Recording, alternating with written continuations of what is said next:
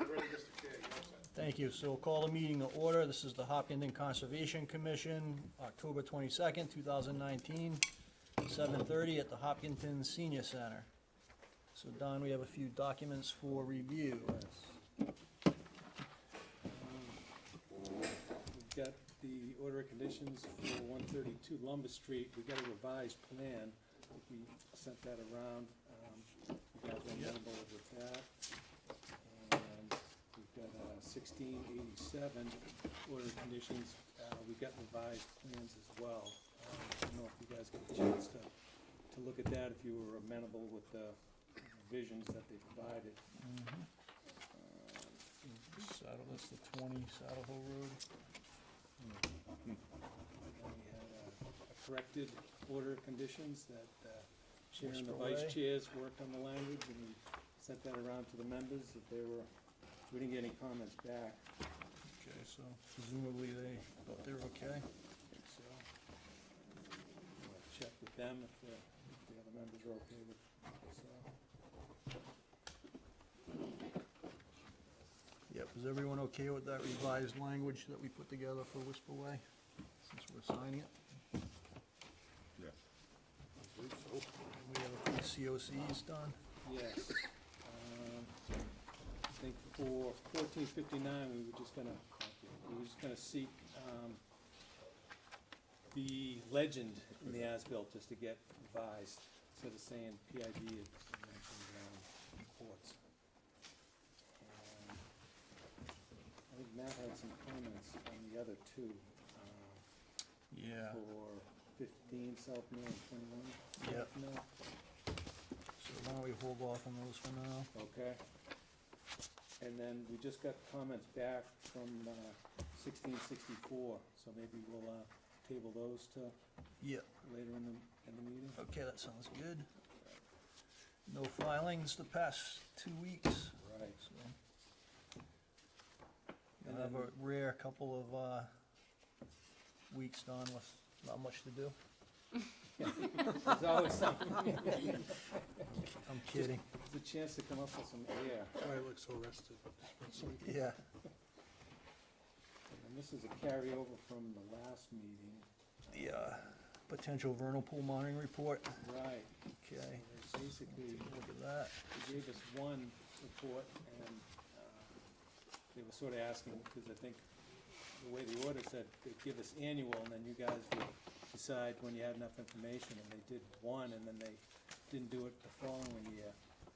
And I guess they're wondering if one is enough for you guys.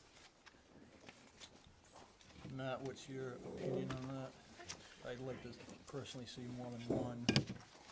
Yeah, I mean, I'm not sure why they didn't do it in 2019. I mean, the information they submitted was from 2018, which they went to the trouble of doing, and rather than coming to us with that data, you know, this past spring and saying, do we need to continue, they just stopped.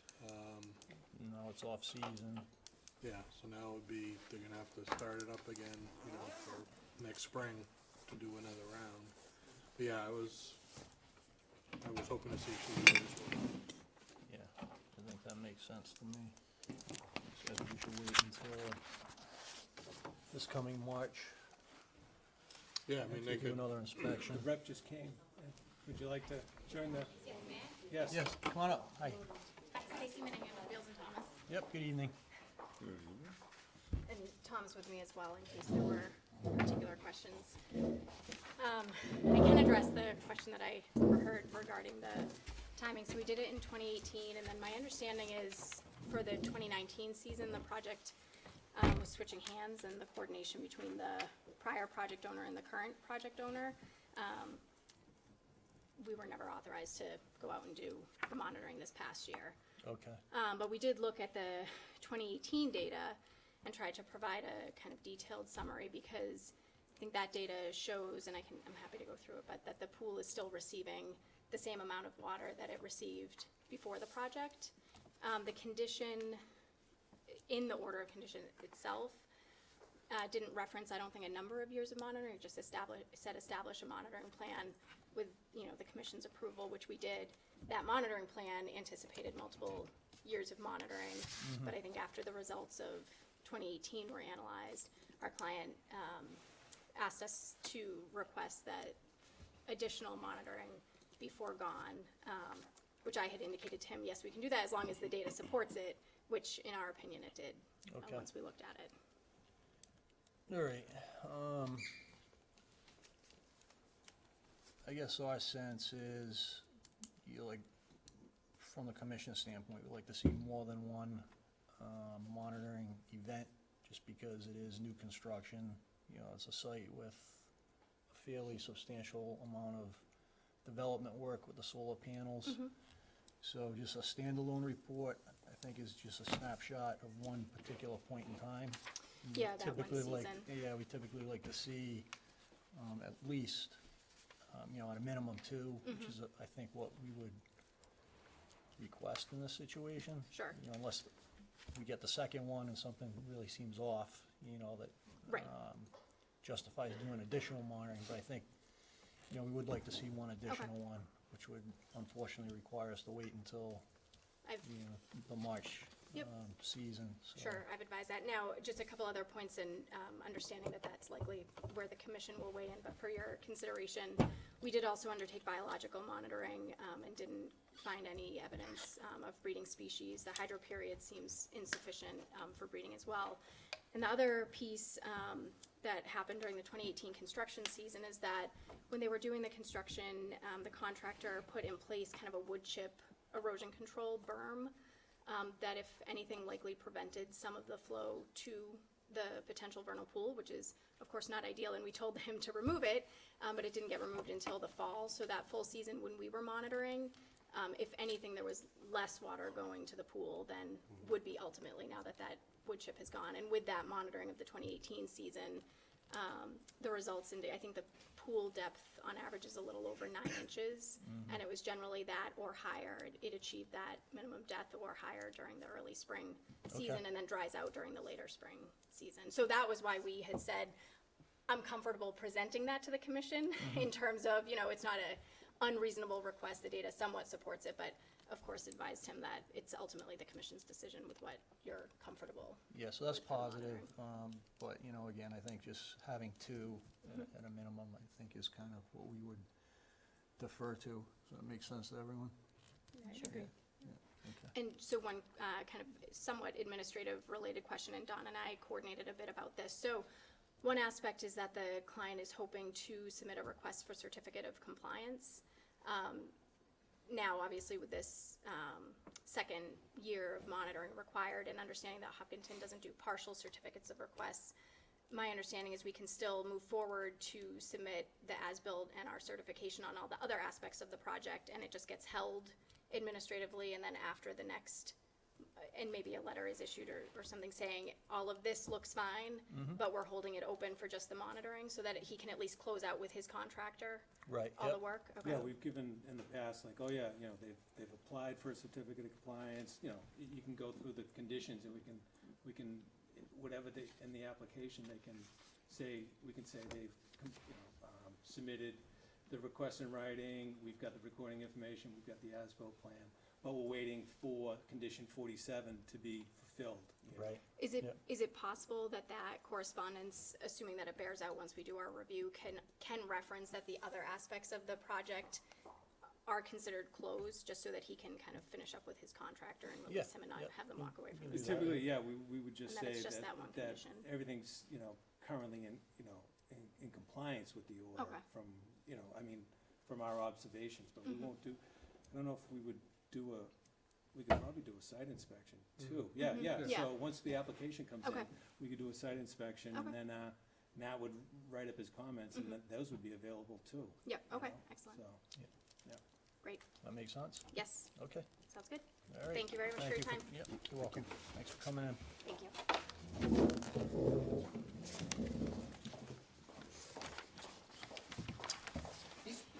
Okay, McBride, 7 Downey Street, this is an exemption request. yeah, not anticipating anyone coming in, but I've got sketch plan submitted, and I can get it up on the board. Just find the electronics, posted on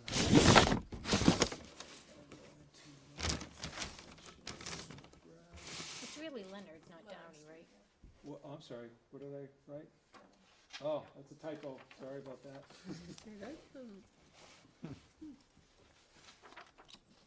There's the request that says Leonard Street, sorry about that, and this is the sketch plan.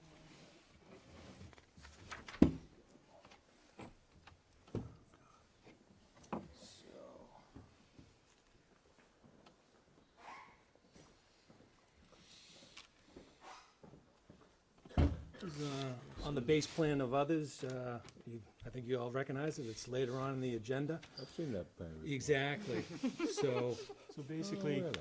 you've got the existing sewer stub right there, so that's where the sewer line, sewer line, yeah, I'm sorry, Oh, that's the same sewer thing. utility line, so it stops right about there. Stormwater sewer, Yeah, right? No, this is, Sanitary? That's the same. correct, so you've got a sewer line, the town, and it stops there. These Oh. folks have a cesspool. What they wanna do is they wanna connect to town sewer.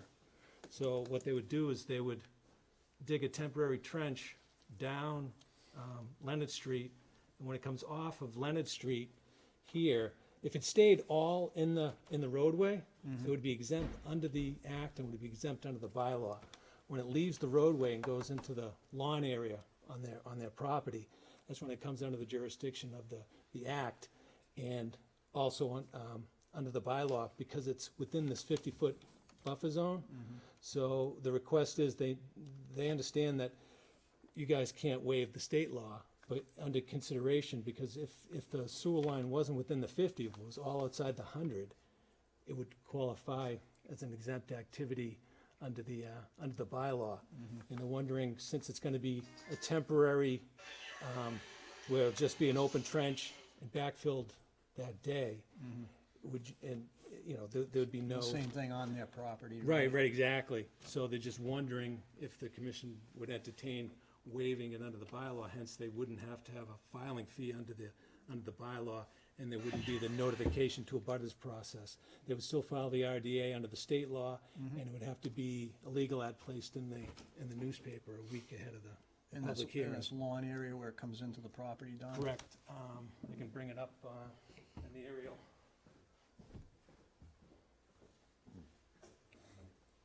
I think that sounds reasonable. Right?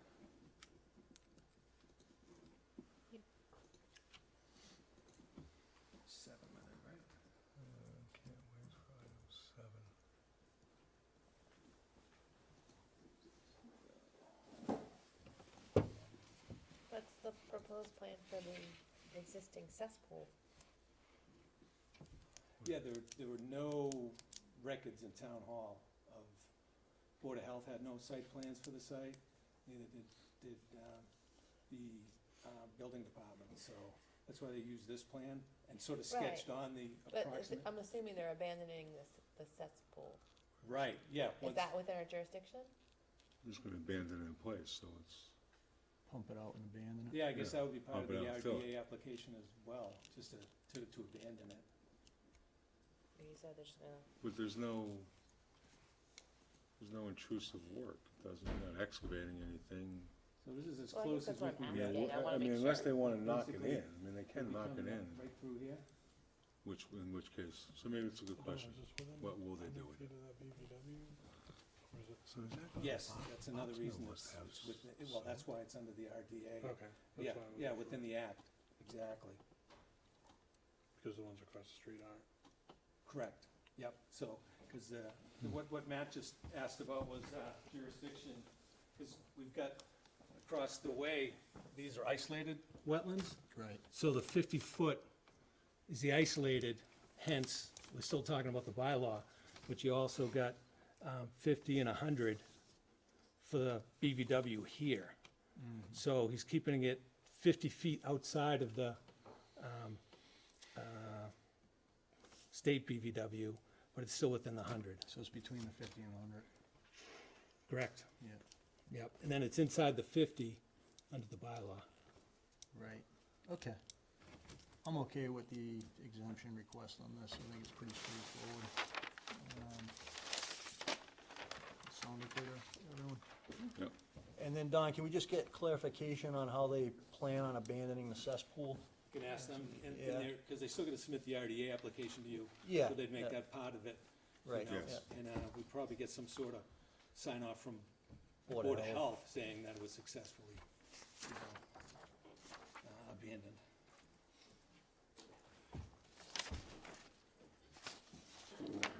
Okay, thank you. All right, 7:45, we have Olson 0 Spring Street. This is an abbreviated notice of resource area delineation, and I have to read this one. Yes. Good evening. Evening, Tom Bull from Goddard Consulting. Haven't seen you in a while. It's been a little bit. The Hopkinton Conservation Commission will hold a public hearing on Tuesday, October 22nd, 2019, at 7:30 PM at the Hopkinton Senior Center, 28 Mayhew Street, to hear all persons interested in abbreviated notice of resource area delineation filed by the McDonough family, LLP, to determine the limit and regulatory status of on-site wetland resources. The location is 0 Spring Street, Assessors Map R10, Block 15, Lot 0. Thank you. Good evening. Good evening. So my presentation on this will be pretty brief, given kind of the status of where we stand with peer review with Matt. So effectively, we have a system of BBW and intermittent streams on the property. Flags vary in terms of what they're pointing out, with some portions of the line representing bank and others BBW. We do have a specific portion of interior stream flagged out in this portion that we gave a detail of here. We also have 2 isolated vegetated wetlands that are fairly small on the property. Matt did call out the X series wetland as being potentially bordering. We still maintain that it is isolated. There's a culvert that leaves it, but on the opposite side of the road is an upland portion, so it seems like an overflow that just doesn't connect to another wetland. So we're still maintaining that that is isolated. I believe we have scheduled a site walk with Matt next week to have a more detailed review of the flagging out there. So that, at this point, is really all I have to say about the project. Okay, and I did see Matt's comments on this. Oh yeah, and we are addressing, we're in the process of adding topo to the plan. Okay, that's good.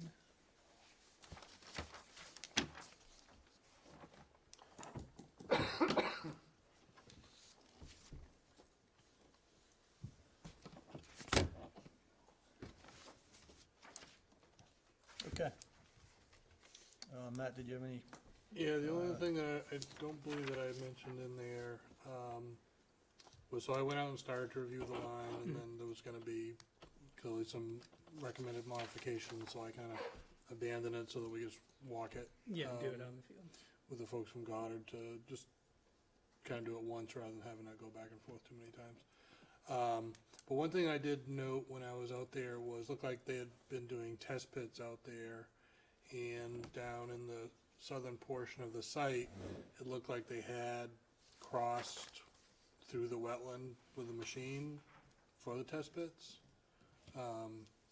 which is sort of a no-no. So I don't know if the commission wants We did the a applicant previous, to, we did a previous RDA in the past, so has there been recent testing? That I'm not aware of yeah, at this point. it looked fairly recent. to Okay, me. because I was, yeah, the one I was talking about was years ago. Yeah, They did do an RDA for soil testing way back in the day. but to actually So- cross the wetland with a machine, or? Yeah, it was like an RDA, and they had to put mats down. Okay. Yeah, so, That was for this property, Don? yeah, because we had a previous ANRAD on this way back in the day too. So I think it was probably the Yeah, same well, I think it time. was only at the southern portion of the site, I Right. don't think it was the whole site. Right. But I just don't know if the commission wants the applicant to maybe just find out what the story was with that. It didn't, Yeah. it didn't look like Certainly anything something we can look into. Yeah, if you horrendous, but, Yeah, if you can just look into that for us, if they are doing test pitting, just have them stop doing it. Yep. Yep, and, if they wanna continue doing it, we'll have to file an RDA for that. Yeah, of course. Okay, so the site visit's next week, you said? I believe that's so. actually the following week, so No. not next Scheduled week, the to week call, after. so Yeah. Okay. just the messenger here. All right, questions or comments from the commission? Questions or comments from the audience? Yes, sir. Just name and address, please, for the record. Tenza 8 Jessica Road. This plot has been, had plans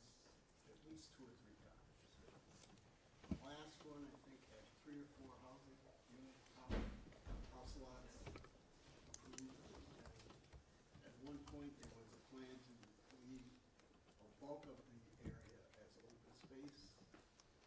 Where is this going?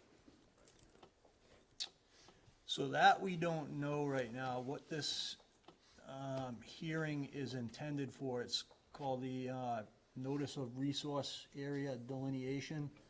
So at this point, the applicant is just coming before us so that our consultant can verify the location of the resource areas on the property. Once this is approved, if there's any development that's proposed for the site, the applicant will have to come back before us at that point in time with their proposed, you know, whether it's housing or solar or whatever. Wouldn't they have done this before? Why is it being done again? I think just from what I understand from Mr. McAdam, it's been a number of years. So typically it's good for, what is it, 3 years. 3 years. 3 years, and they can get an extension of that. Once that 3 years has elapsed, if they haven't gotten an extension, then they have to do it again.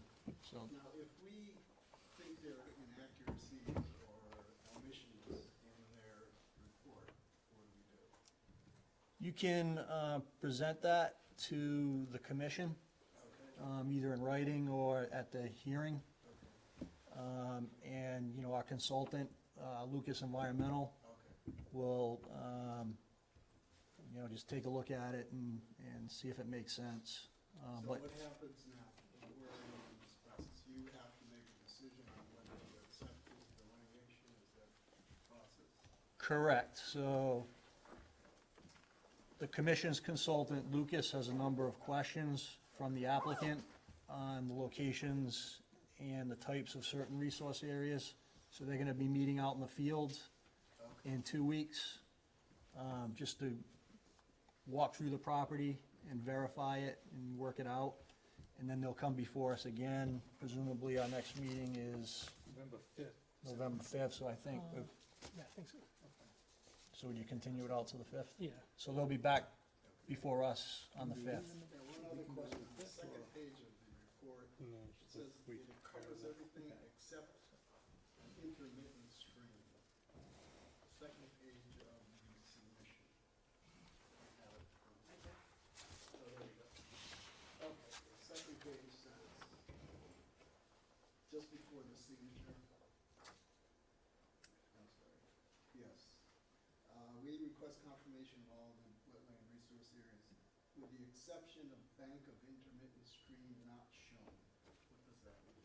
So, interior to our wetland line, there's a stream running through that wetland. So we didn't flag that interior resource area because the buffer zone, which is gonna impact, potential development projects, would fall interior to that outside buffer. So basically, the stream's in the center of the wetland, and the furthest out resource is gonna be what dictates ultimately, you know, the feasibility of projects on the site. Now, and the way it's laid out on their plan, wherever there are flags, is there a 100-foot requirement for house lots from that delineation in their plan? So that we typically require everything to be outside the 50-foot, and then between the 50 and 100-foot is at the discretion of the commission. We don't like to see development in that outer buffer zone, but if there's mitigation that's proposed or small areas of impact, those types of things, then it's really up to the commission as to whether we allow that or not. Okay, so it's at least 50. So it's correct, yeah. And one last question, Yep. at one point, Mr. Olson approached us about possible development of a solar farm in that area. What would be the commission's reaction to that proposal if it comes up again? We'd have to see how it's, you know, where it's proposed to be installed. Yeah, we can't really comment on it until we have the filing in front of us. And I would just, and I have a copy that I can look at. The Commonwealth is changing their emphasis when it comes to solar farm incentive and rules and requirements for development of large solar panel arrays. And I'd like to just leave this with you because the emphasis, I think is important. It's they would much rather see panels go on roofs and parking canopies or old industrial properties than in open fields or forests where trees would need to be cut down. The hope is there is a better balance between solar power and preserving open space. That's a primary concern to us. Okay. because Runoff, noise, mass spikes, within hearing distance, there's a noticeable difference in noise. Right, and again, at this point, we don't know what the applicant is planning on bringing before us, so, you know, we've permitted a number of solar farms in town here, large scale, so we're familiar with the regs. And, you know, we're of the same mind. We don't wanna see, you know, acres and acres of land just clear cut to put a solar farm in. You know, we try to avoid that.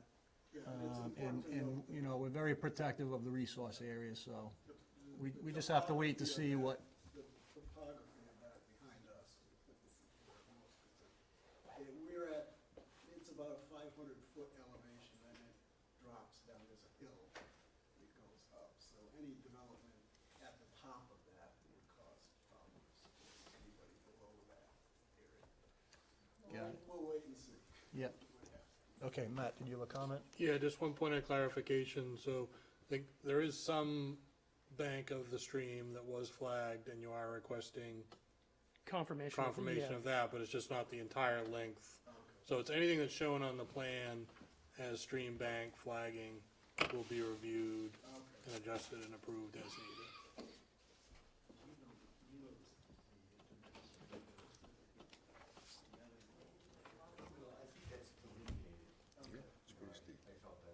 Yeah, it's pretty steep. Yep, it's pretty steep. Okay, any other questions from the audience? Nice castle. All right, so we'll continue this out until November 5th.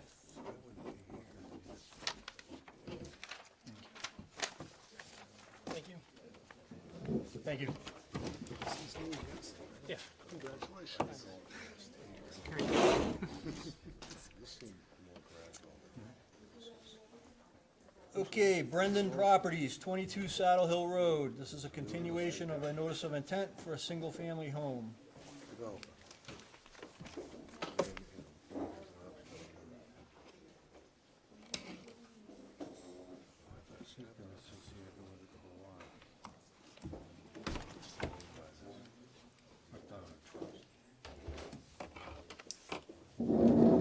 Good evening. Mr. Chairman, members of the commission, Wayne Bellick, WDA Design Group. Fortunately, or perhaps unfortunately for me, I'm joined by Pat Flynn. Flynn, good, how are you? I'd rather not be in arm's reach if something goes south. Do appreciate the last meeting, the commission closing the public hearing on Lot 10. As part, if the commission recalls, there were some, as you were looking to draft the order of conditions, some conditions you were considering, and we had incorporated that in the Lot 10 plan to have on file.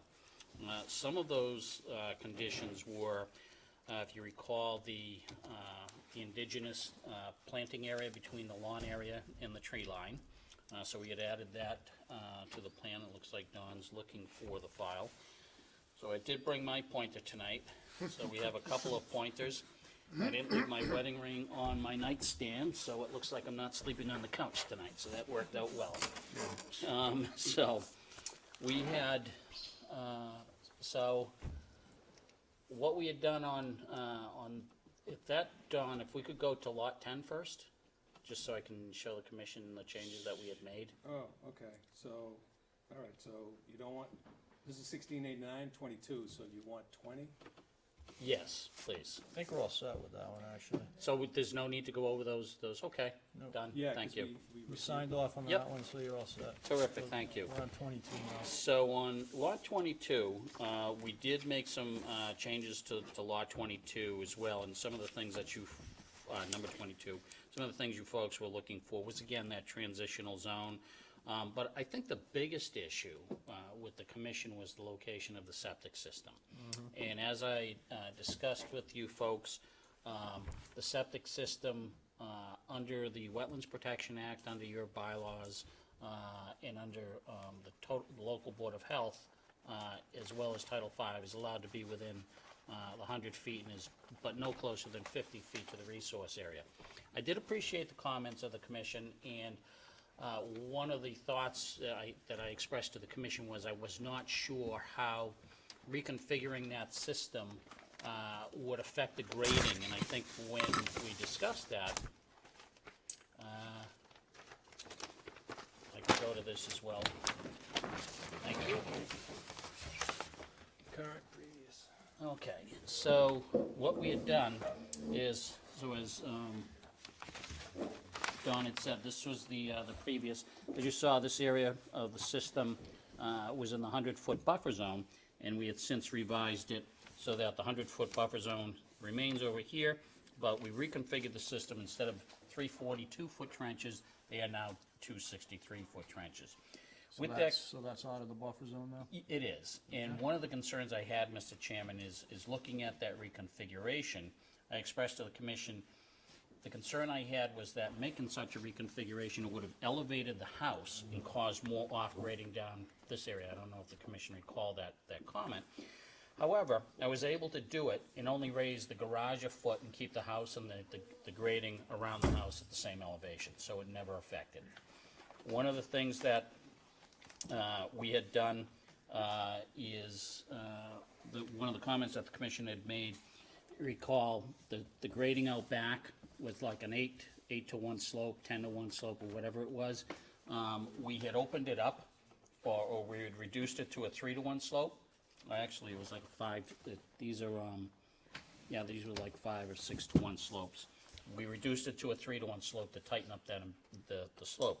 What that allowed us to do was pull the limit of the clearing into the lot, away from the resource area, as you can see in here. We've done the same thing in this area here. If you take a look at this particular plan, it shows the, because of the configuration of this system, it caused us to keep the tree line just down into this area here.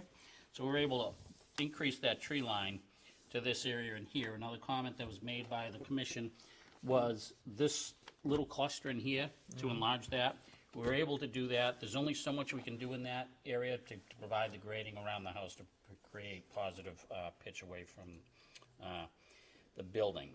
There was one, and then in terms of the transitional zone, we did propose the transitional zone along the back here and wrapped it around this side of the system.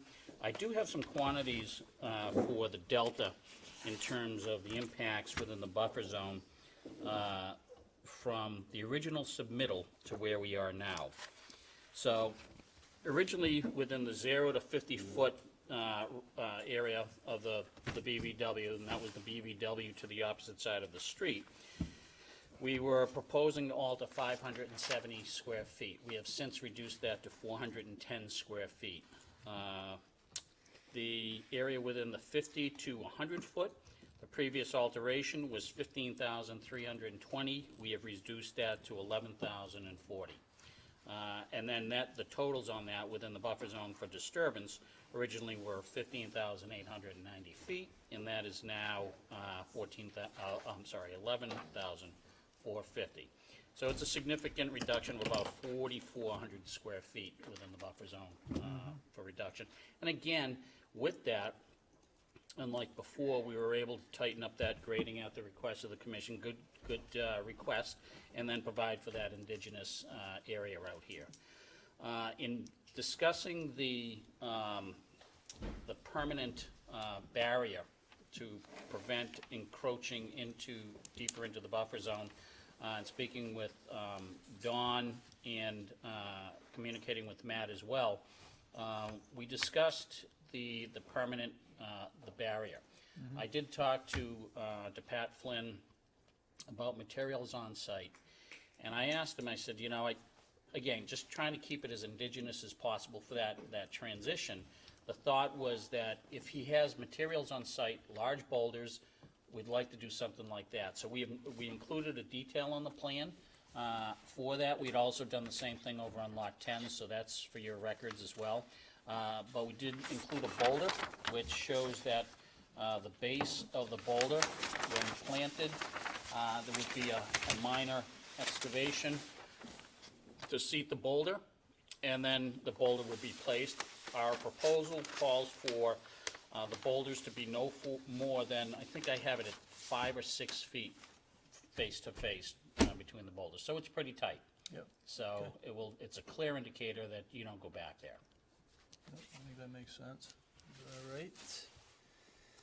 Okay, well, we appreciate you taking a look at this. Well, I and, think your tightening comments things were up for good us. comments, Mr. Chairman. Much appreciated. Yeah. So Lucas had one comment about the sizing of the stormwater basin. Mm-hmm. Or not the stormwater basin, but the roof runoff. The Yep. infiltration basin for the roof runoff. Mm-hmm. And do you have the calculations? So we submitted that initially with the filing of the NOI, and we based it on a 2,900 square foot footprint. And that's what the basins are sized to accommodate. That came out originally in the stormwater report and the filing with the town. And so, as I said, we submitted a copy of that report in the initial filing, as well as that specific section for the sizing of that Perfect, basin. okay. I might have a copy of that with me. So I guess the question is can we get those details and sizing calculations provided on the actual plan set? They're on there. They're on there, good. Yep. Okay, So those are,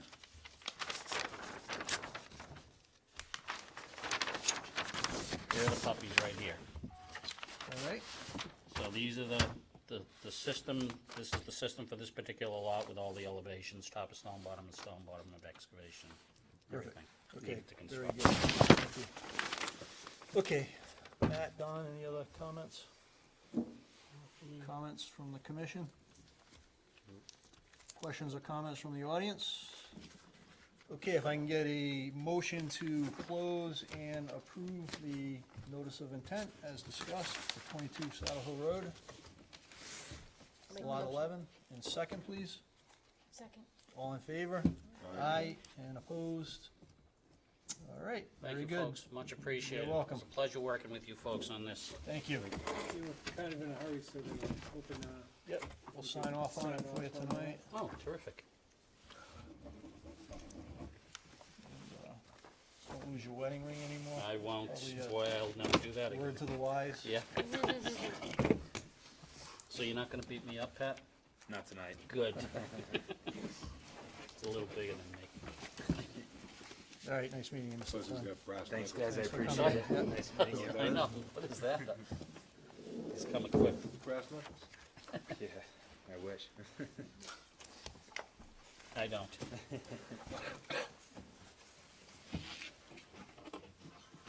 Thanks again, folks. You're welcome.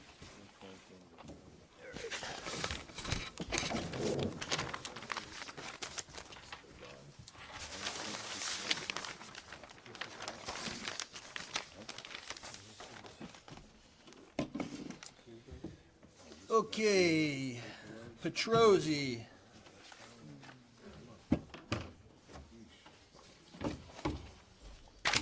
Good evening. Always good to follow a happy customer. It's a good set. So, tonight we have a number of the, filings on the agenda, and the ones related to, the house lots and Lennon Street, we're,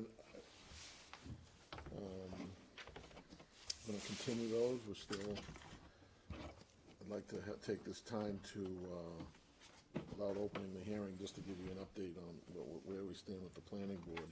I'm sorry, I was just closed on, so you're looking to continue 33 through 38, is that what you just said? Yeah. Okay. Yep. All right. So, Except the just- last one. Yeah, Yeah, except for 39.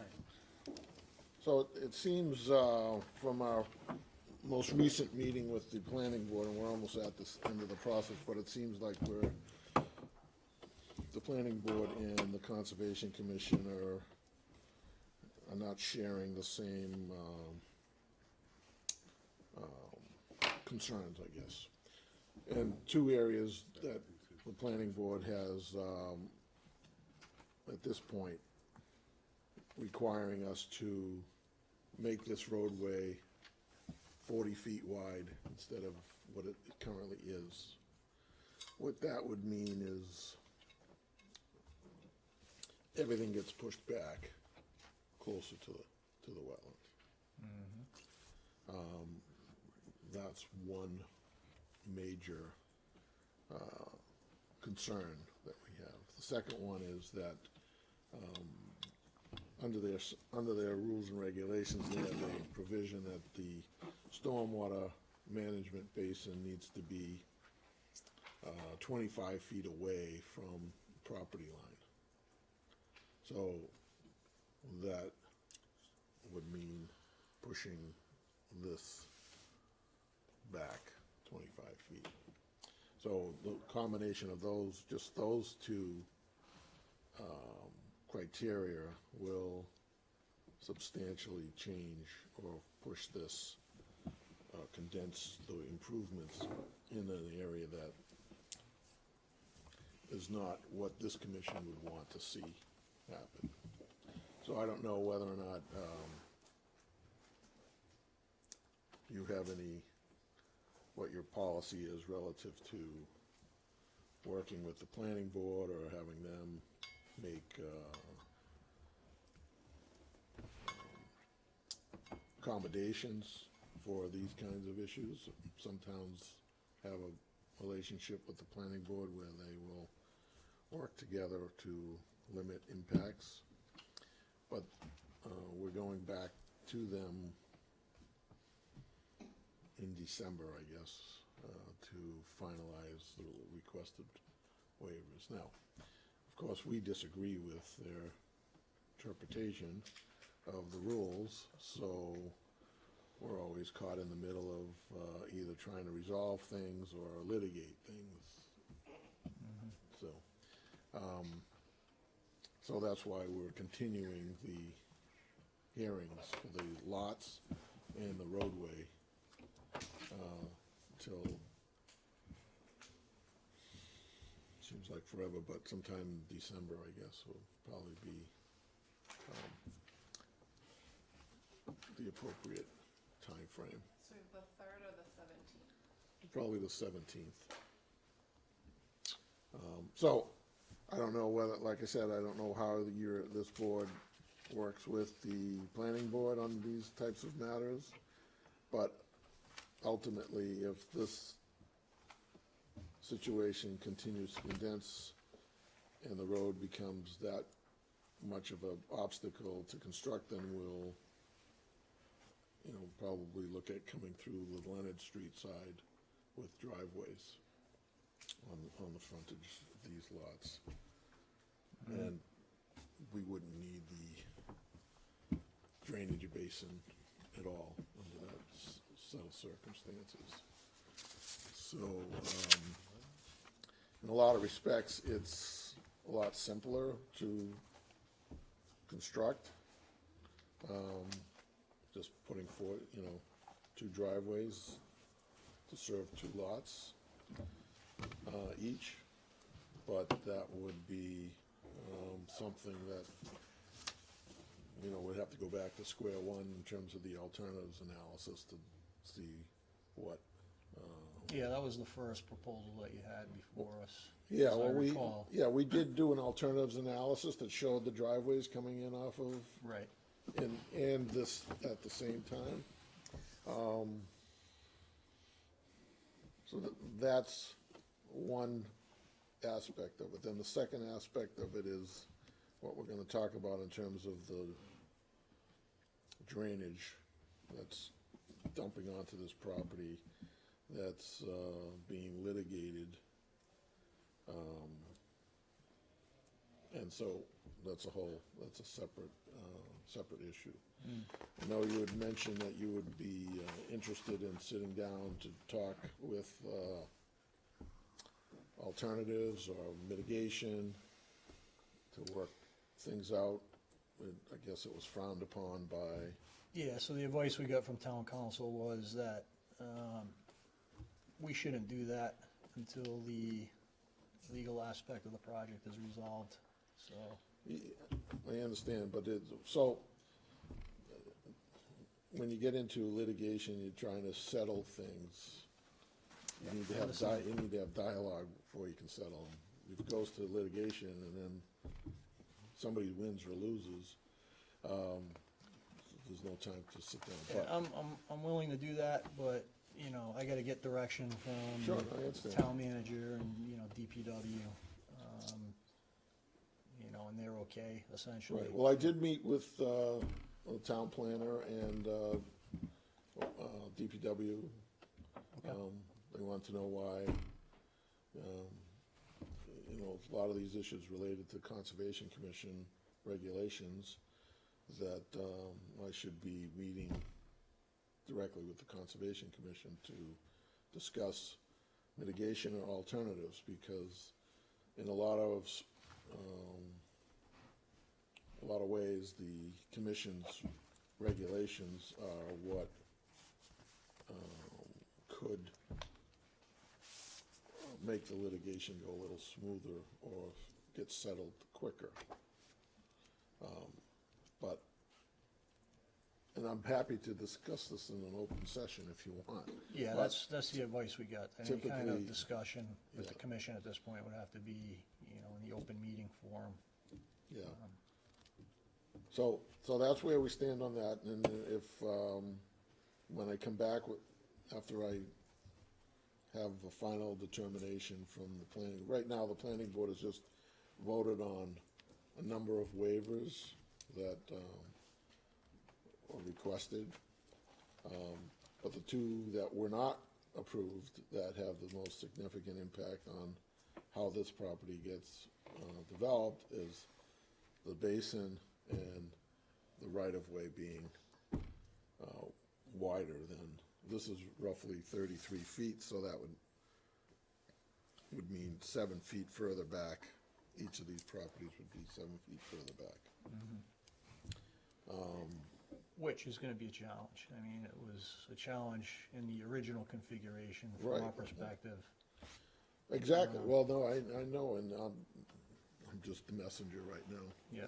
You know, eventually, we're either gonna agree or disagree, and Yeah. let the chips fall where they're gonna fall. We've been doing this quite a ways. But they did approve this connection, and they did approve, they did not require us to have a sidewalk, which was helpful, because that would have pushed things even further. Yeah. So from that perspective, we can have a discussion, and we can discuss mitigation at the next go-around. Okay.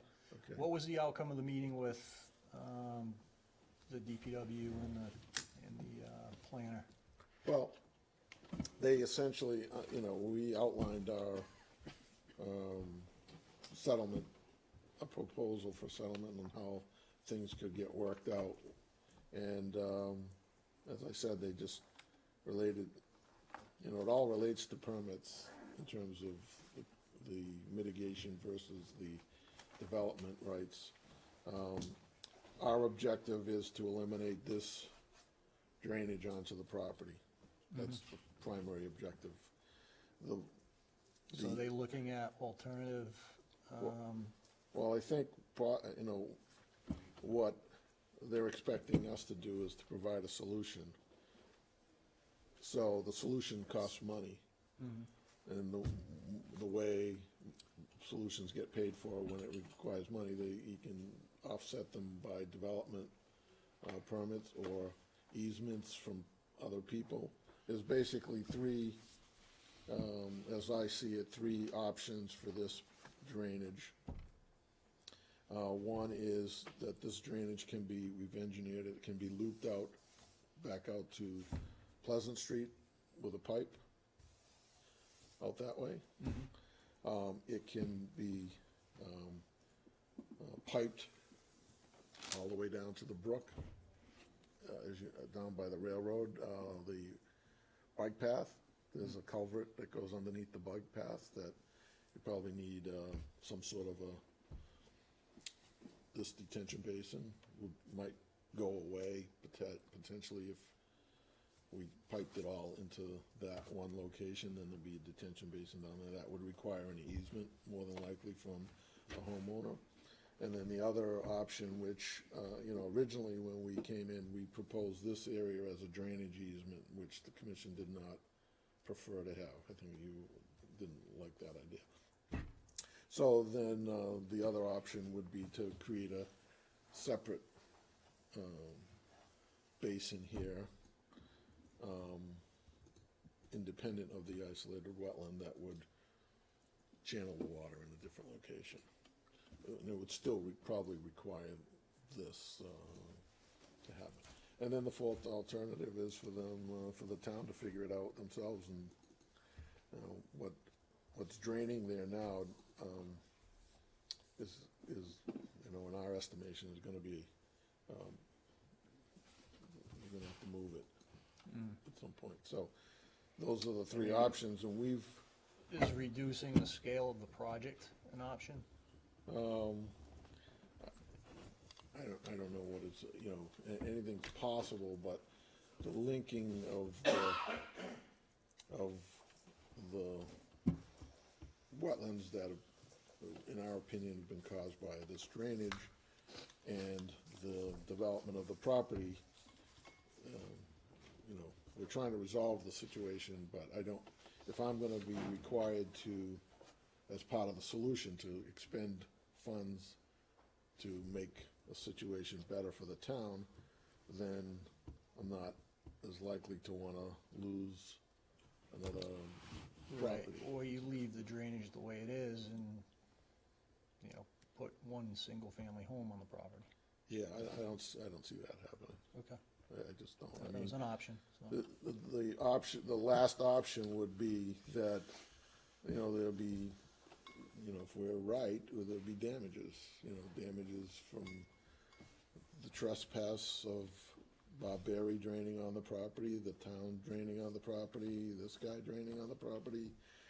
Those are all what you would consider, are damage claims for people taking the property and using it for their own benefit. Okay. And so that's where we stand relative to those things. And certainly, if let's say, for example, if the Conservation Commission were, out of those three options, were willing to say, okay, go with this one or go with that one, and see whether or not A, you can get an easement, or B, whether or not this could be built. Yeah, I think, Then we could have a starting point. well, I think the process from my perspective is the DPW and the town need to agree on the best course or the best solution, and then the Conservation Commission would permit that solution. So, I understand, so this is part of what these discussions, these meetings would be, so that, I know that DPW would like this. You got people on this street right here, on the street, that are draining onto the roadway, and in the winter time becomes a sheet of ice. So, they're looking for a solution. We've engineered it, and we know that it works, but nobody seems to wanna just, take a leadership position. We're just floating in the wind right now in terms of trying to guess what is going to be agreeable. So, we could easily go to Mr. Terry. I mean, long-term solution, this is the long-term solution. Going all the way down to the, because then it's, at some point, he's gonna wanna develop his property.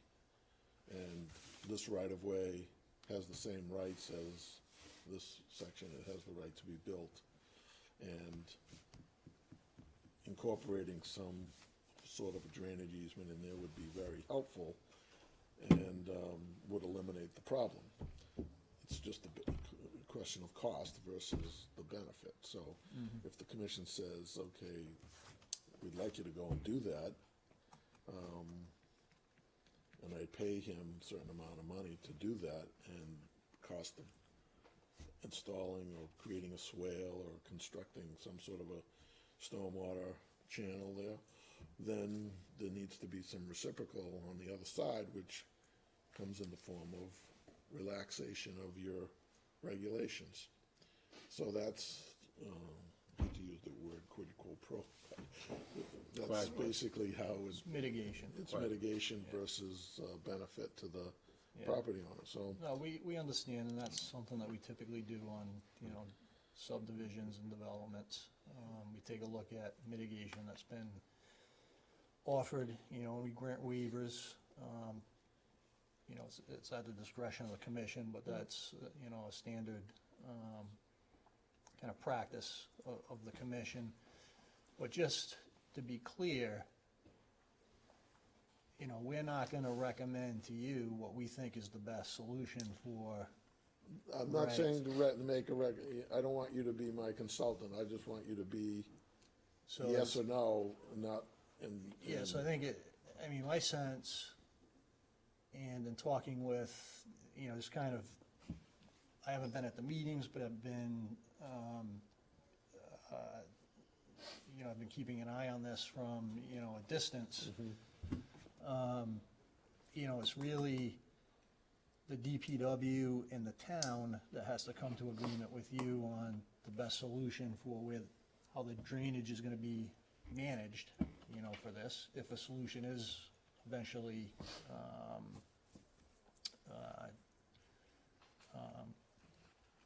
decided on.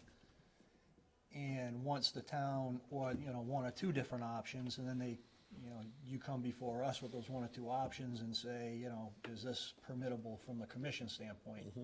And, then we take a look at it, from that perspective. So if I'm hearing you correctly, if we were to work out some sort of a conditional type of proposal with the DPW and planning board, let's say, or the town administration, that condition would be subject to the Concom's approval. Right, so if you were planning on, plugging up the outfall that discharges to the site, in that back corner there, and then connecting the drainage line, coming down this area and over to Pleasant Street, there's gonna be work that's gonna be done in the resource Oh, area yeah, here yeah. associated with that, right? So that would come before us, and,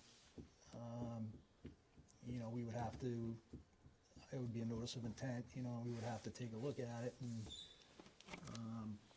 Yeah, we would just amend the notice of intent for this lot and just Yep, include that in. you can do there. that, right? And then have it conditioned upon the balance of the project being agreeable. Do you have a sense, out of those two options, and I know Mr. Terry is concerned about water on his property as well. I mean, not that I'm gonna solve everybody's problem, but I think that this will solve quite a few problems if we take this water down to the. I agree with you conceptually. I think a large part of the reason that the, the Leonard Street expansion filing got denied, the right-of-way the right-of-way filing, was because we didn't have enough data from the stormwater perspective to determine, what the effect was of changing the hydrology, the surface water flow in the area. You just said, well, and, I understand that, it was your opinion that you felt you didn't need the engineering study, that the water was just gonna continue to flow down. But, we need to base our decision on something a little bit more scientific and based on engineering analysis, rather than, someone's So- opinion, and not a professional opinion. But, where they think the water's gonna go, I guess. Well, I think all of these things, right now, there's. And I understand they cost money and it's kind of in flux right now. but, you know, again, that's something that you have to work out with the town. Yeah, well, there's, the town is just one of the parties involved. Barry is a party because he's draining into our. Right, no, you know, I so understand. the whole thing is, the process is now starting to stir up a bit. The town is, where both sides are trying, expediting some. what they call Solution. Solutions plus discoveries and the whole litigation mode. The problem is that when you have several jurisdictions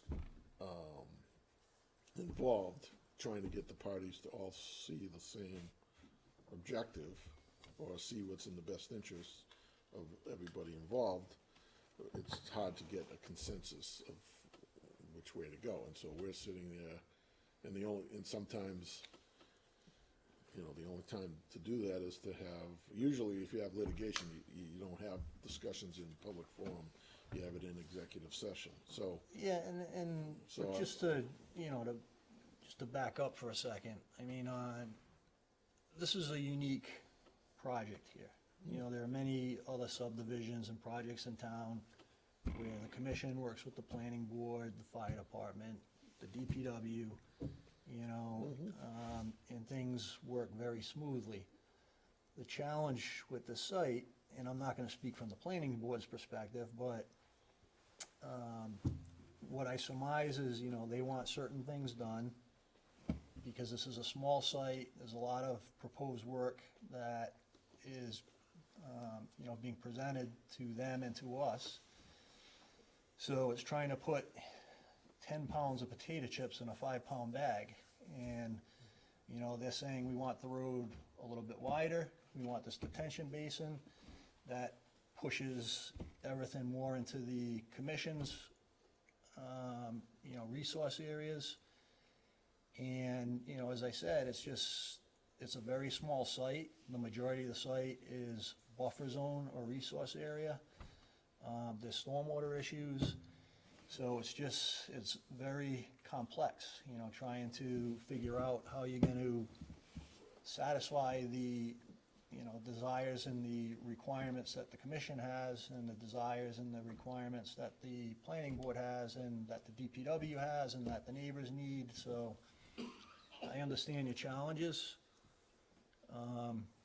And I think at this point, all we can say is you have to continue with the process, and then when you come up with some type of solution, you just bring it before us, and, we'll take a look at it for you. Okay, well, two things, other than that, I'm happy to continue we're in the process, so we're gonna continue it, so there's just too much, at stake, both from our standpoint and the town's standpoint, to not bring this to a conclusion at some point. On two other side issues, I think if you may recall, back in June or July, I had requested an extension to the INRAD, the delineation of the wetlands. The commission asked us to reflag the wetlands, so those have been done. Right, yeah, I did, So, Don did tell me that. Yeah. Okay. So I'd like to have that re-upped for a period of Yeah, time. we can extend that. And the second thing is related to this, Just on the first one, Mr. Petrosi, Yeah. did you take a Haven't been look? out there yet. Okay. It's on my Along list. with a bunch of, yeah, Red, no problem, so I just wanted to make sure it's- yeah. it didn't get lost in the shuffle. exactly. Yep. It's on So- the list of things to do. With regard to this proposal, so maybe there's an opportunity to just like have some sort of conditional, if the commission was willing to give us a conditional approval that we wouldn't do any work until we get the blessings of the DPW commissioner, or, I hate to say this, but, or an order from the court that allows us to remove the culvert. Because that is gonna probably happen soon, I would guess. Just so that we can get it off the, Yeah, I don't think we can do that, Mr. Petrosi. We have to wait for the process to play out and see. I mean, when, Because you, Again, this was denied initially, right? Yeah, Because we yeah. didn't have. because you this- didn't get an engineer, I mean, a stormwater report or engineering review, which the simple fact of whether or not you get an engineering report is gonna tell you what we already know, that the water is gonna go somewhere, either across the road or down the road or still onto the property. To me. Yeah, I think my sense is if you get the engineering work and analysis done, we can, vote, I'm not gonna speak for the other commissioners. You know, we can vote on it, and it may or may not get approved, but it's not necessarily gonna be for the removal of the pipe, because we're not approving that. What we're approving would be the, you know, the roadway expansion that you proposed, the curbing.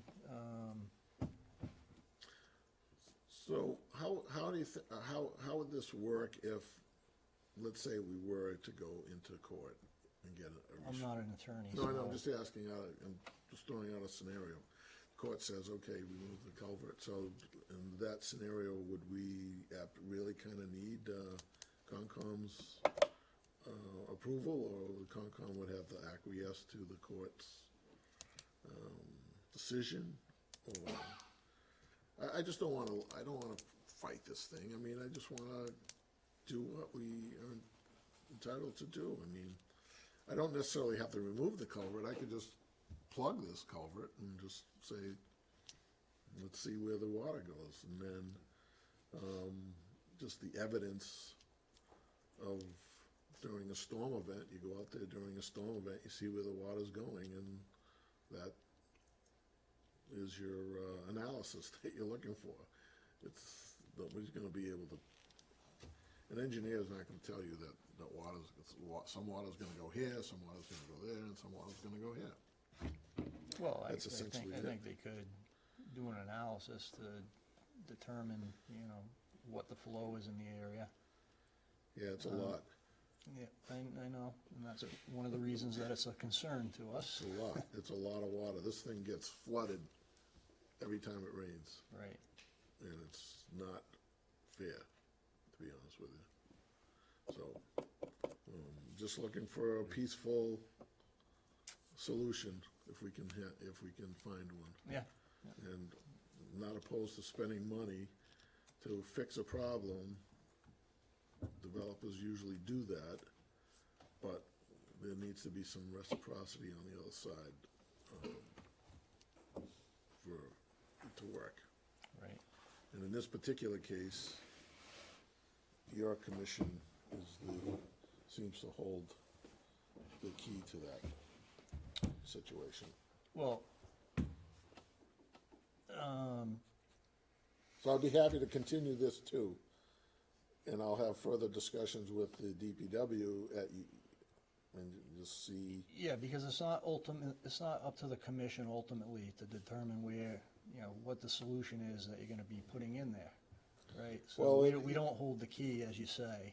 All of this, everything that is all jurisdictional to the Concom, everything, even down Leonard Street, going this way. Oh, I understand And that. everything is jurisdictional to the commission, so, at some point, no matter which alternative we pick, this commission's gonna have the final Right. say. And which alternative you pick has to be presented to us, you know, formally. Well, And- typically, I would put three alternatives on the table and let the commission pick the one that they want the best, and then I would go to, Well, it doesn't work that way. I would but- go to DPW and say, this is what the commission prefers, how do you folks feel about it? You know, so as you're playing both ends against the middle, so to speak, the board that has the most jurisdiction, you talk with first, and then you work outward to the other parties to get their preference and see whether or not the preferences match. Because this commission has more concerns and jurisdiction than, say, the DPW and. Yeah, planning I board. agree. So I think if you wanted to take that tact, then what you would present is, you know, your option to us. That option has to be backed up with an engineering study. It can't be unplugging the pipe and, you know, I think the water's gonna, you know, continue to go down the road and then, you know, you do, as you know, you've done the other aspects of this project, an alternatives analysis. This is also what we looked at. And, you know, again, and unfortunately, I know this is costly from your perspective, because you're a developer and, you know, you have to present scientific and engineering, you know, documentation and evidence. But, you know, I think if you do that, you take it to, you know, you can take it to us, and we can say, yes, we agree with it, or, you know, no, we don't agree with it. And I think, you know, if we do agree with it, then the DPW and the town would probably hold, you know, give it some weight, that, you know, something that we approved. Whether the DPW actually says, yes, this is how, you know, this is what the town is gonna do. You know, again, you can present, you know, this alternative to us, you know, blocking the pipe here, bringing the line down and connecting into Pleasant Street, but, you know, we don't, that's the DPW connecting into other, you know, utilities true. and, you know what I mean? So we could say, yeah, you know, it looks good, it's something that, you know, we would approve, and you know, it helps the surface water flow, you know, in the entire area. The DPW may say, look, you know, we're not gonna allow you to tie into the stormwater sewer at Pleasant Street, you know, we're not gonna allow it, so. Right. All right, well, let me work those options, and I will I mean, I know it sounds like you're going in circles here, but, that's what I do. you know, again, it's, from our perspective, you need to propose something to us, right? Just so the commission knows that it's what's coming. I mean, something has to get done there. It's not gonna go away. Got it, yep, okay. Needs to be resolved, and it, you know, needs to be fair for both sides, that's all. I'm not looking, for a one-sided arrangement here, but the town has responsibility, and we're willing to work with the town to help the situation get resolved, so. Okay. All right, so All right. we'll continue this one too then. We haven't opened it yet. Oh. This was the This is the reconsideration. This is the reconsideration, So right? those are the, Yes. Okay, the Hopkinton Conservation Commission will hold a public, yes, my bad too, sorry about that, Don.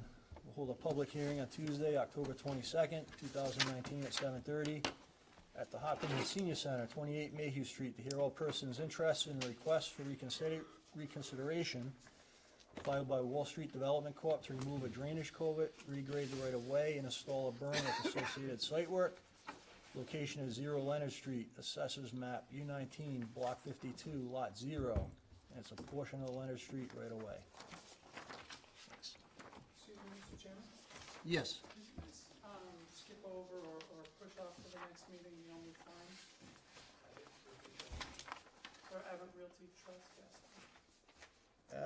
Yes, that was, the applicant requested a continuation. So, Don, did they continue out to the next meeting? yeah, there were 3 continuations. They were posted on the website. We didn't see it. Yeah, if you, What website? 'Cause we looked and we didn't the see it. We all- web meeting You told us calendar. to look last time, because this happened last time, so we all looked this time and couldn't find it. Yeah, it was continued to November 5th.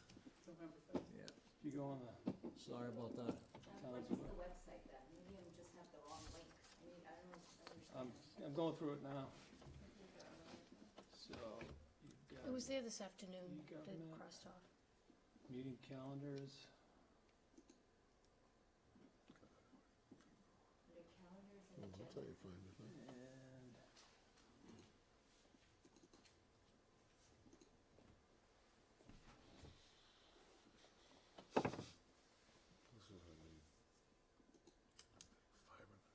I'm on the town's website. Here's the revised calendar in real time. Yeah, yeah, absolutely. revised today, right? Yeah. So if you go back to the site, I'll just show you where I was looking, it wasn't updated. And you just click on all calendars, go back to the actual town site. Back. Back one more time, or scroll up and it says show all calendars. All down, the bottom link posted out. Right there, the bottom, yeah, All meeting All agendas. meeting Right. agendas, Yeah, that's that where we doesn't can- get updated, you have to go to the calendar. This is right on the, this is the meeting calendar. Who is our web designer? This is The the town- web, this this is the web website meeting is, calendar right is, here. like, confusing and not very user-friendly, so Yeah, we it isn't. apologize. But we're I transparent. mean, I go on it and it's like, I can't find the GIS. I and complained today. so I know it's, I know it's like. It's like a frustrating, 4-year-old put it you know. together. I call Anna. Incredible. Is there, It's 88 I mean, can this just keep happening? It's Can they 88%. keep pushing it off, Yeah. pushing it off, Yeah. there's no end to it? I mean, could they You just can call the do this? office, I you mean, know, call the conservation office Yeah. before the end of the day. It's incredible. And just how say, long- you If you have know, a card did it and get stuff, continued? it should be a You whole know, and lot easier. Anna and Don are usually there, Right. or someone else, you know, that might be able to help you out. I guess it's more, there's no limit to the number of times they can say, we're gonna put it on the agenda, and then we're gonna stop.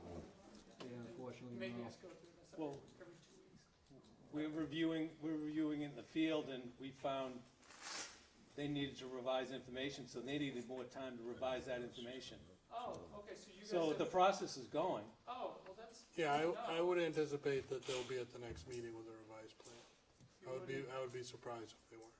You'd be surprised if they were at the meeting on the. They were not. We're not. We're not. Alright, so you think they will be? They need more time to revise the plan based on site visits that happened previously. Okay, They couldn't turn it around that fast. okay, Just call the office though before you just show up again, okay. so, okay, sorry. Revised plans available to view by us? Yeah, you can just. At that meeting. When, Yeah, once we yes. get them. You can send me an email, and I can give you everything that we have right now. Yeah, thanks. All right. All right, Okay, thank you. yep, good evening. Okay, so Matt had a comment on, Ms. Petrosi's.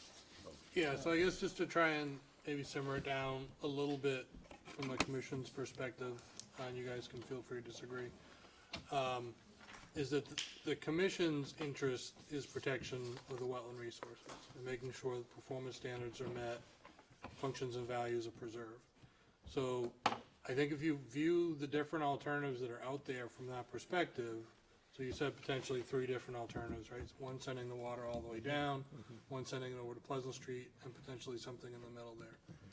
So if you have a consultant that's looking at those 3 alternatives and making some determination on this has no wetland impact, this has little wetland impact, this has a lot of wetland impact, based in data as far as hydrological calculations, or, you know, the number of trees that have to be cut down in buffer zone, whatever it is, then I think if you have those 3 alternatives viewed from that perspective, from sort of the commission's perspective, and you come in with the least impactful of those 3, I would think that's, you know, the commission will be interested to see all 3, and I would think would lean towards the one that has the least amount of impact to the wetland resources, because that's what they're here to protect. Subject to the other departments' blessings too. So Right, to a certain degree, but they have again, to the commission. They have to share the Right, same, right, but the commission, they're given, you know, their goal is to, and their requirements are to implement the town bylaw and the Wetlands Protection Act. So that's what their primary focus is. Yeah. Now, if it starts to come into disagreement with other things, then I think there probably is some middle ground there, but that's their perspective. And again, you know, like Jeff said, that's your challenge, is that DPW's perspective may not give a hill of beans about wetlands. and Right. Neither may planning board, but that's, all the board can do is do what their, you know. Charges. Charge, exactly. That's what it is. well, and, you know, obviously, anything that we do here is gonna be, you know, have an impact. You know, it's, like you say, it's a small site, we're in the resource areas. So it's, really comes down to the discretion of the commission on waiving or relaxing their regulations and to allow this other work to take place to solve a problem. So I understand and to pick the one that has the least amount of waiver requirements would be probably. Right, and there may be an alternative where you can say, okay, by sending the water here, maybe there's some benefit, you know, that a wetland that maybe appears to be, you know, trending towards drying up, that you're adding the water there, and that's gonna somehow change the hydrology in a Right. beneficial way. All right, looks like we'll be celebrating the second anniversary then. Thanks for your time. You know, it's a complicated issue, but we'll Yep. see if we can, I'm sorry, so what's the continuation date for this, same thing? yeah, The let's 17th? keep them all in the same night. So you folks have any questions? No? Okay. They're the butters on Maple Street Extension. So this is part of what we're trying to accomplish for them. Okay. Just weren't All ready. right, thanks, Mr. Matrose. Hold on.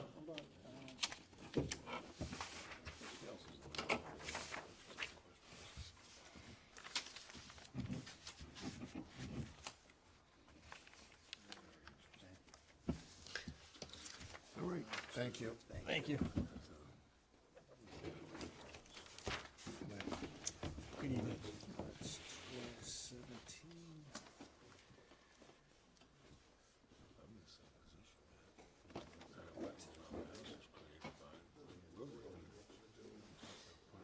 All right, Don, I think that covers everything. No, we got. Oh, no, no, no. Not so fast.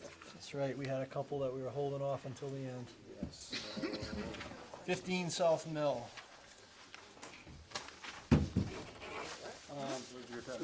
Could we just do the public forum requests, get those? There's a couple of them were hangovers. Oh, okay, yeah, I was looking at the back. Yeah, I think we've got, Okay. yeah, number, hoping, on the back page here, hoping to go to. Yep, Polte Farms, 3 Winsong Way. Right, so, Well, hold on, Too late, you were asking about certificates of compliance, Jeff, right? Yeah, Don wanted to do the public forum request first. just because some of those were carried over from the last meeting, so.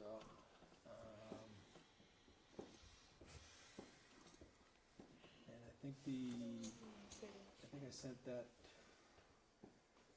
1492 public forum. I think, didn't the builder put in, he gave us a revised as-built plan showing if the commission was amenable Everybody's gone. with, Anybody else here that doesn't like us anymore? A lot of hate today. we've got, A lot of hate today.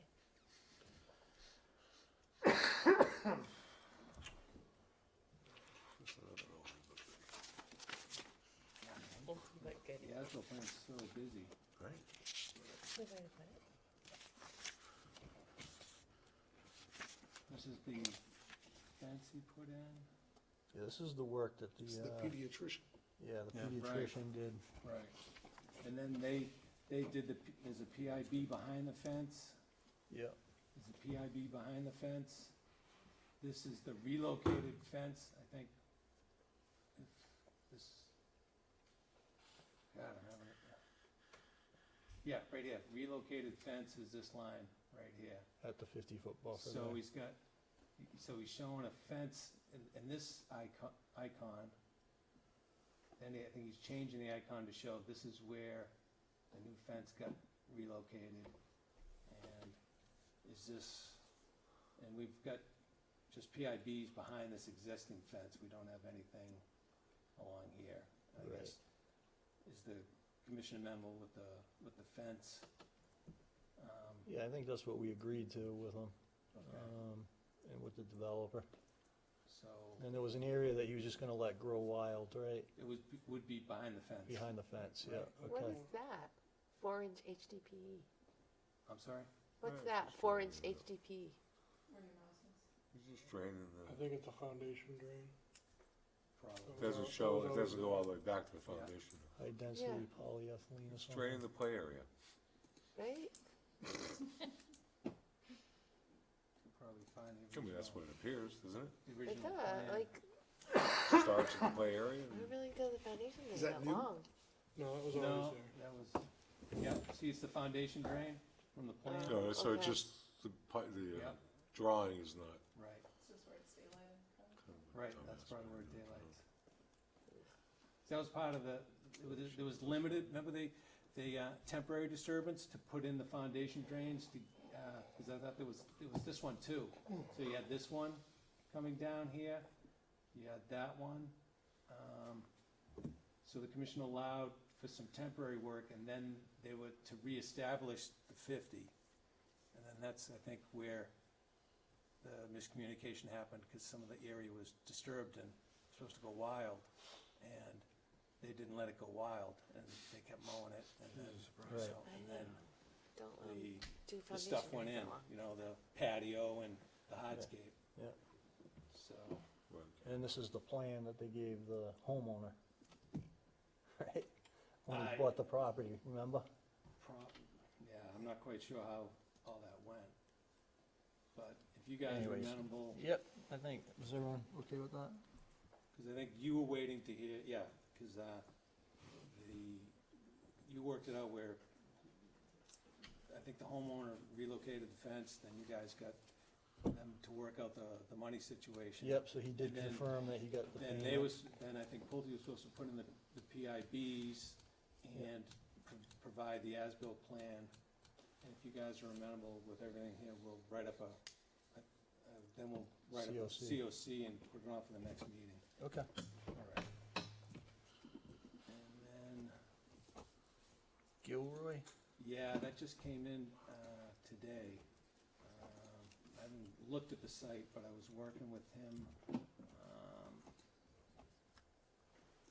I sent him some old scans of, we had a filing, deed funding 188-737, and used the base plan for this minor project. So we had a project change.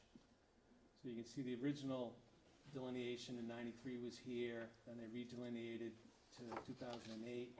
So you got a 100-foot buffer zone out to here, and they're looking to put half of it in and half of it out. They want to put a little driveway bump out right there, and it's probably the same thing as on the, What's there now, Don?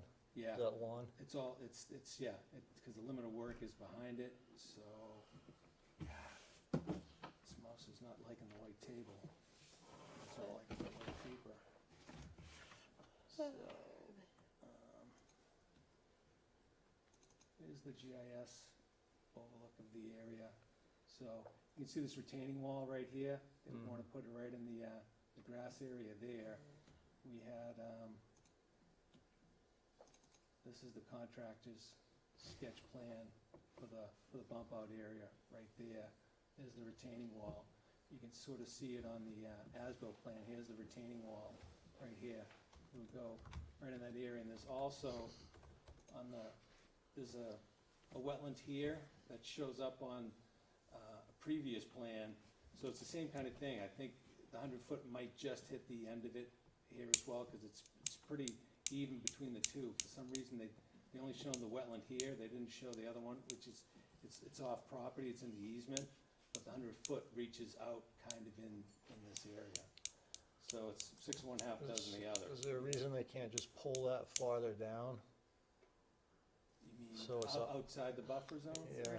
Because Yeah. they'd probably be hitting the one here, but it's this retaining wall that is the issue. I haven't gone out and looked at it yet, but obviously I think they're trying to get on the other side of the retaining wall, which is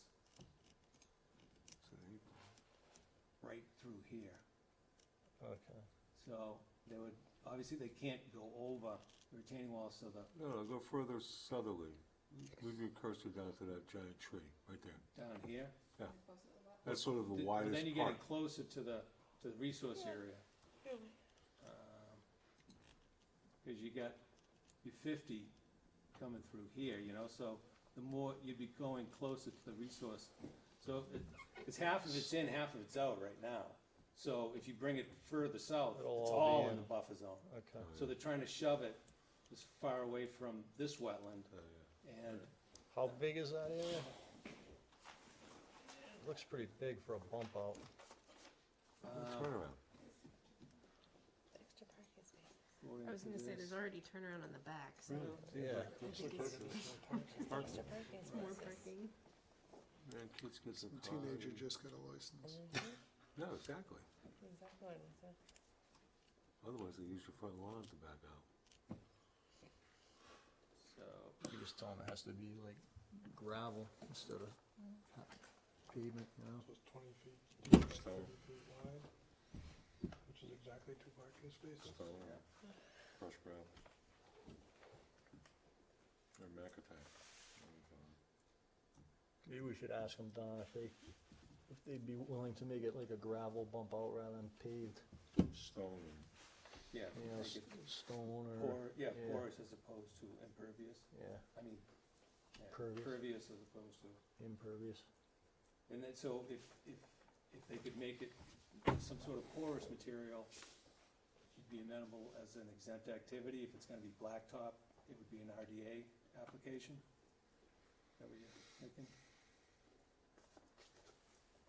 Yeah, that's what I'm thinking, and it might not get approved, right? I'm not a fan of it. If it's asphalt. Yeah, Or, Oh, all right, those new they'd have to drivers. file a notice of intent, you know? I mean, the contractor's in the business of paving. well, we could just deny the Yeah. idea. Issuing, No, that's, the No, RDA is no, either I can't. negative or positive. yeah, So if you went positive, you'd be making them file a notice of intent. right, yeah, That's the catch-22 with an RDA. yeah, You don't wanna submit it unless you know kind of what's gonna come. right, right. Why don't you just ask them, we'll consider an exempt activity if it's gravel. Yeah, Yeah. or like those grids. Oh, the Yeah, grids, something, something that's porous. You put in a Yeah. honeycomb grid with pea Or stone even, in it. what about those, You can also plant those- grass in those those. pavers?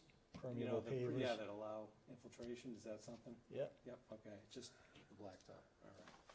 So I'll, respond to them. Okay, and then the conservation scientist disclosure of appearance of favor of, or influence. Yeah, that got emailed around last time, that was for do you remember which one it was, Matt? Was it for bowler? Yeah, it was for bowler, Oh. the tennis. Yeah, Yeah. the tennis one, Over on Lumber Street, yep. okay. Yeah, we've had a few of those, Matt, just, I mean, Lucas isn't gonna be. That could be a in the new Ben town. and Jerry's ice cream, flavor of influence. And then, did you wanna go back and look at those COCs? Yeah. I think we'll leave that to last. If we can. 15 South Mill, Yes, Matt had some, comments. yep.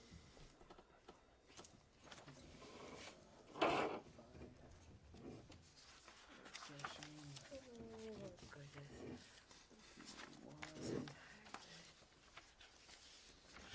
one, 15, right? Yeah. So, there's Matt's comments.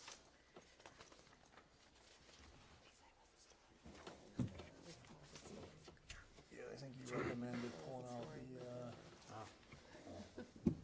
Yeah, so the erosion fence. controls. Yeah. Oh, no. Buffer zone for the vernal pool. Yeah, they could add a buffer zone line to the plan. Right, the and files, then- make it worse. I hate when the as-built comes in at a 60, and we had approved at like a 20. Yeah, Yes. this is- Drives me nuts.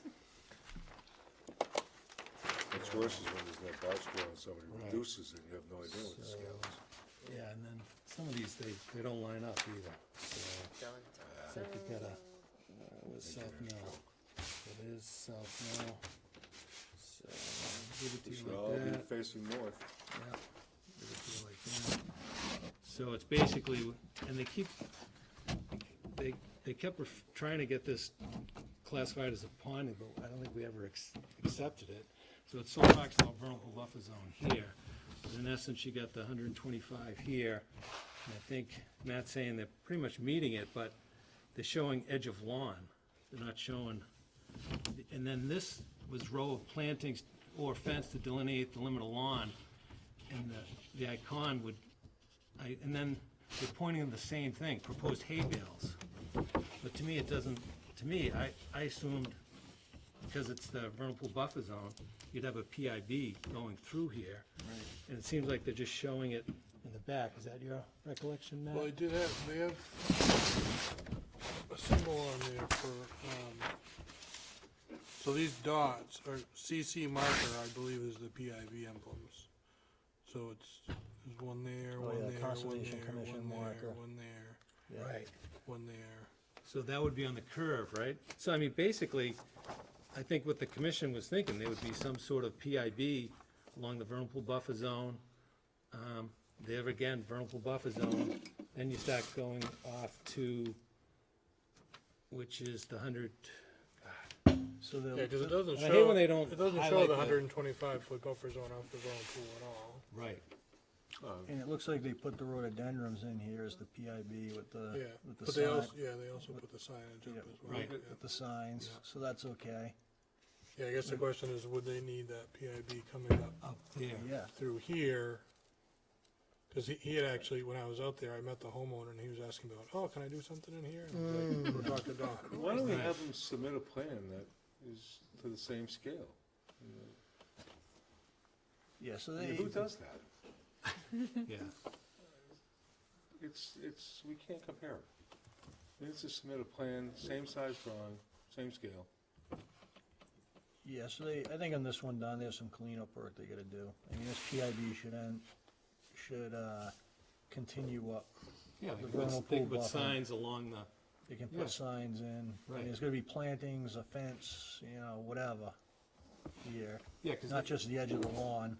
I mean, basically, you'd have, like, here, you would just have one PIB, either signage or a fence.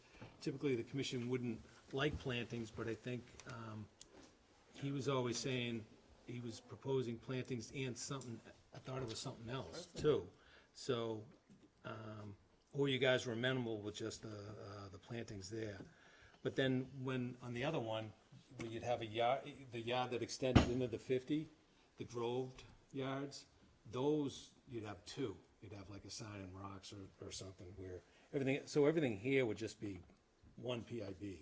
So, and it could, if you were amenable with the plantings there, then he could just put a couple of signs along here, because it seems like he's got them out here, right, Matt? Yeah, he's got them on the curve. So he's got signs here, he's got plantings and signs. So it'd just be, I think, just buttoning that up. And then showing the vernal pool line as opposed to just showing, Right, and that should drive where those PIB markers go. right. I mean, are we okay with just plantings here, though? Because, I mean, I drove by this, these sites. This looks like an area that is gonna end up being a swing set out there or something. Right, so, I mean, that's why there's a sign there, there's a sign there, a sign Like there. in this area, Yeah, too. this area is kind of That's half what I was saying. disturbed and You'd open, and want- I agree with you, it's kind of, that was you'd the want- first thing I saw, I was like, oh, Yeah, swing so, set I mean, it's over there. edge of lawn right here, Right, and then I can just foresee this, that's why I was saying that, I'm saying the PIB should be extended, because Right, yeah. I mean, this, to me, But the it doesn't PIB change, even though he's pointing, saying, well, these are hay bales, and he's saying, and these are the PIB, but there's two lines, so I'm assuming one's the PIB and one's the erosion control. It's actually three, and then you've got the vernal pool offset. Yeah. So to me, this was always indicating erosion control and PIB. Yeah, so I Yeah, think the so- PIB needs to extend down here. Right. Signs and some type of plantings or a fence or something. Right, so I would just stick to that, saying, you're gonna put a PIB, you've got half of it, or, 2/3, you just gotta finish it off. Yep. All right. All right, and then, the removal of the erosion controls, I think was another point that Matt had. Yeah, we can tell them it's ready to come out. I can write that in a follow-up letter. And on the plan, do you want it to say CC marker or PIB? Yeah, PIB. yeah, PIB, so Yeah. we should let them know that as well. Yep.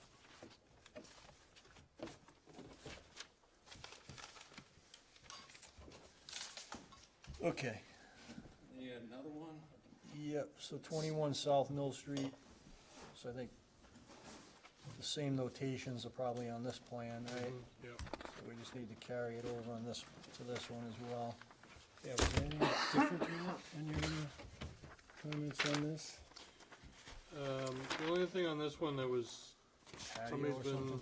well, yeah, there's a patio that was built that, But it was within the limit of work, right? yep, It's probably something would have come back as a minor project exemption, you know? So, and then somebody's been mixing concrete and pouring out the extra concrete. Oh, killing that's the right. erosion Oh, yeah. control. so, all right.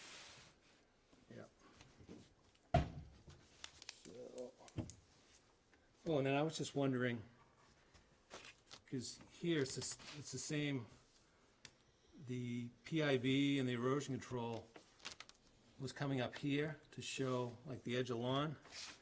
And to me, it's like, yeah, he's got his signs, he's got his plants here. There's nothing showing Yep. going, So that needs to going be this way. extended up. So to me, I think you'd want a dogleg, some signs there. But everything else is, And the same thing with the CC marker, yeah, that should be changed. right. Okay.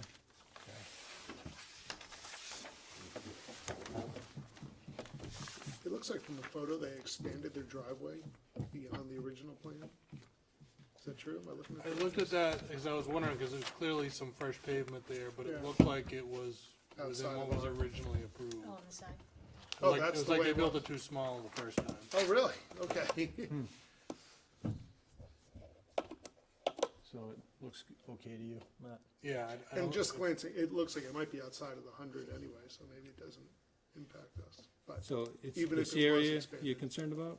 Yeah, 'cause I just had a question based on the photo I'm looking Yeah, they had paved it once and they had gone back and added to it, but it looked like it was what the original approval was. at. Okay. oh, okay. So why they did it small the first time.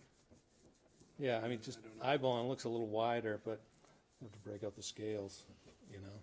But, like you said, everything here is Yeah, it looks- jurisdictional, right, that's right. out. Okay, so, we will, hold on to those, COCs and we'll write to them to make some revisions, give them a Yep. status. We had one more done, we had Eversource Energy. Yeah, did, Matt, I think that one looked pretty just good got to you, comments right? again? Yeah, they responded to my, memo, and I think addressed All your concerns. pretty much everything. Well, I'm just trying to recall what you had, outlined in your memo. So they had, after the nice side slopes of the created channel had all grown in, they went in and mowed it down to within an inch of its Right, life. right. There were two which was- culverts or something, right? Yeah, there were two culverts, which they said was shown on some revised plan that I didn't have. Again, I don't think that's a big deal. Okay. Again, it was sort of the question of the PIB, and I think their response was that the fencing that they had put was acting as the PIB, although I'm not entirely sure if that's accurate around where the stream channel and everything is. Do we want a little more time to look at that? That just came in today. Yeah, you yeah, know? why don't we Can we post- table that one? Yeah, let's table that And let me one. and, Matt just take, Yep. another peek at that, and we'll, bring it to you.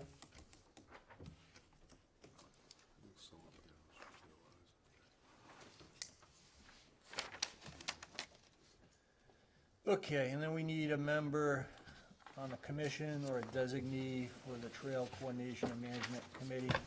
I nominate, oh God, Jamie Jamie, Walker. is she interested in doing it? She's already on TCMC, and since we can appoint somebody, it doesn't have to be a member of, like an Upper Charles Trail's gotta be a member. Right. But on TCMC, we can appoint somebody, so she's already on it.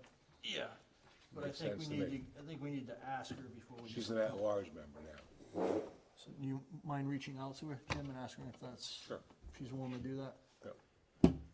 She's not here, so we automatically vote her in. Is that how it works? Well, she was on the commission. Yeah, I will ask her though, but my understanding is that, it works for her. Okay. She's on. All right, But yeah, I'll I just wanna confirm. Jamie, Jamie Ronca. so she obviously knows, you know, the act and, the bylaw. Yep. I think she probably still remembers it, Should be a good mount, yeah, a good designate. because our former liaison resigned.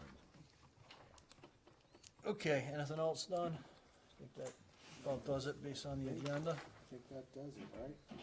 All right. If I can get a motion to close the meeting. So moved. And a second, please. Second. All in favor? Aye. Any opposed? All right.